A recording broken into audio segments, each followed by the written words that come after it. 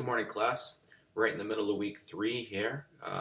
Wanted to send out a quick video. I just finished grading all the assignments last night, so you should have all of your grades to you for discussion and your assignments. In recap of week 2, I just want to go over a couple of things.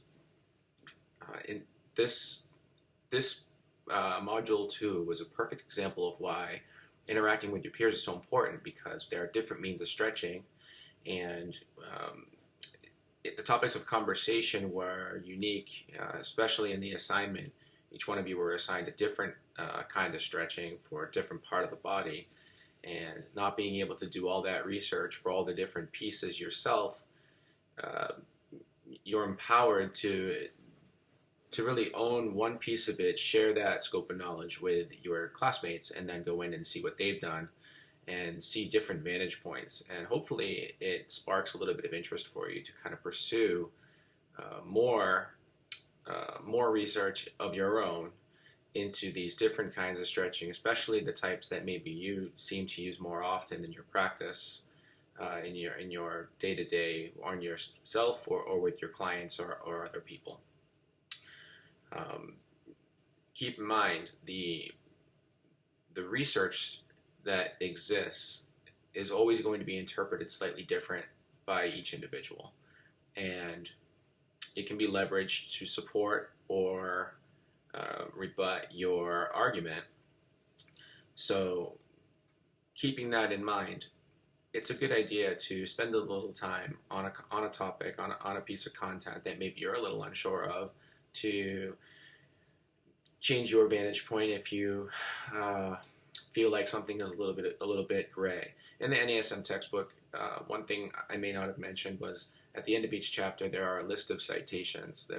All the references are in that book, and you can go, if you have any questions about where the information is coming from in that book, they list those sources in addition to our library, where you can go and do your own research and find other sources. But the sources are there as well, so you can go in and use those to kind of see how NASM took their stance on these certain techniques. So that being said, one thing I do want to point out in both the discussion and the assignment, one of the things that's very important at the graduate level is to understand that we may not be introducing you to a lot of content that is necessarily brand new. And so what's most important is that we demonstrate a depth of knowledge, an understanding beyond an undergraduate understanding. And to maybe draw an analogy here, an undergraduate level of understanding might be able to recite what you're reading in a textbook. So to read science and recite science. And a deeper level of understanding is being able to take a difficult concept, one that might be difficult for a client or your mom, or maybe your 15-year-old niece or cousin, to understand and be able to explain it to them, so that someone who has not been exposed to this material really grasps what it is that we're trying to accomplish. And that's very important. As scientists, it's not always easy, and I'm not sure if anybody in the class has had an opportunity to experience this, but it's not always easy to have a real deep level of understanding and then try to share it with somebody else, especially if it's a service or something where people are coming to you as an expert who don't have that same scope of knowledge. As fitness professionals, we don't get to spend a lot of time communicating across the industry with other fitness professionals as part of our day-to-day. It might be a small part of our day-to-day, but it's certainly not where we're spending the majority of our time. And those are times with people who are coming to us seeking our expertise and are trying to understand for themselves these difficult concepts and this difficult science, but in a way that's practical. And so I'm not telling you not to use scientific language. I'm asking you to demonstrate your understanding of difficult concepts by getting into those concepts and making them practical, bringing them to life a little bit, adding a little color to what it is that to a layman, to an exerciser, might be hard to understand. So try to find that nice balance there. And but on the contrary, don't don't make it so. Um, don't only skim the surface on these topics. We want to also show a level of depth of understanding. So there's that fine line. Make sure that you get in, understand if we're asking for contraindications or indications, we want to know why we should and why we shouldn't do something. A definition is a definition. And we just want to make sure we provide enough support, and we can do that. The support can come from research, and then our stance can come practically, or we can talk about what how we're going to take this research, how we're going to apply it, and that's your opportunity to talk about it in a way that is slightly less scientific. So make sure that we're getting deep enough into the material with research and support and rationale, and then we're also talking a little bit practically about how this is going to transition. Let the ideas evolve. Let your ideas evolve. Don't just close an idea quickly. Get into something. Especially if you're trying to make your points, make sure the points are supported. All right.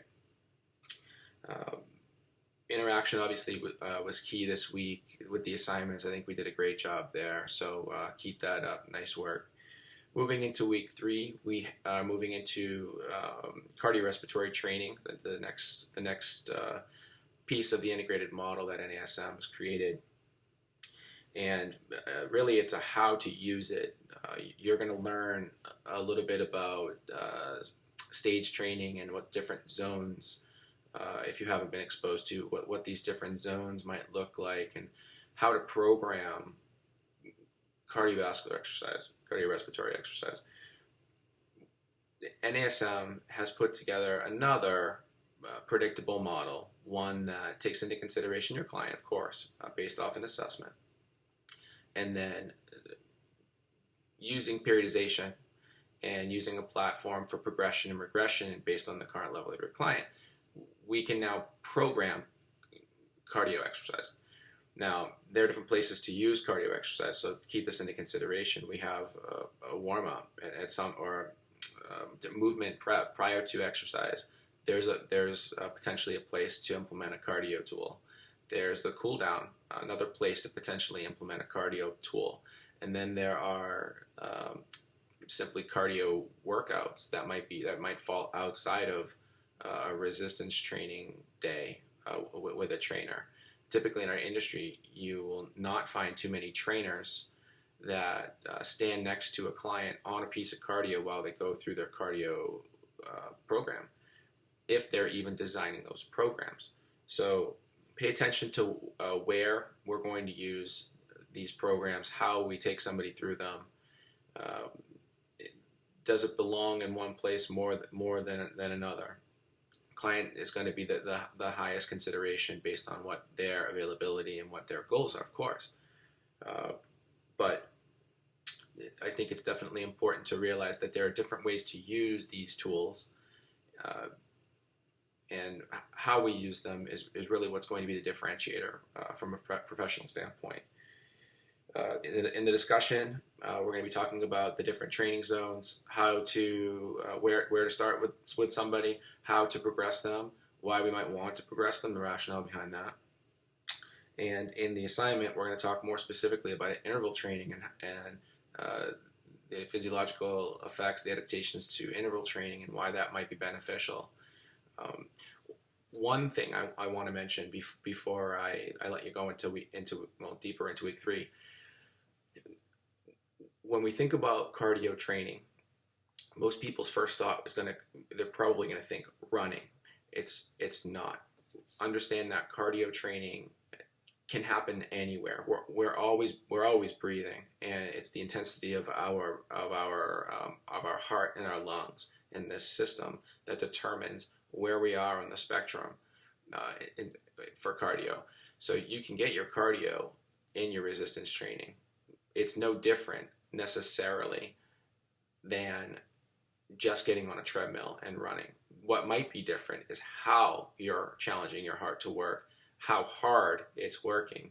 But the aerobic portion of your resistance program is it is a way to accomplish your cardio goals. Also, running is not the only means of cardio. Uh, if you have a client who has any type of limitation from impact, or has back pain caused by walking, we probably wouldn't want to choose walking or a treadmill for that particular client. So cycling, walking, the elliptical, there are many means of ways to get cardiovascular, cardiorespiratory training in your client's life. There are even things like kettlebells and ropes.